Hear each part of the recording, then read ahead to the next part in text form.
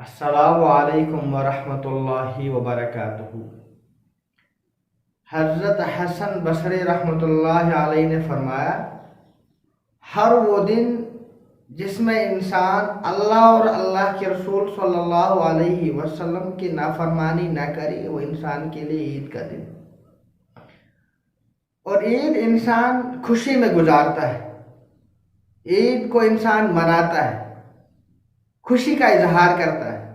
گویا اصل خوشی یہ ہے کہ انسان دن اور رات کو اس طرح گزارے کہ اس میں اللہ اور اللہ کے رسول صلی اللہ علیہ وسلم کی نافرمانی نہ کرے۔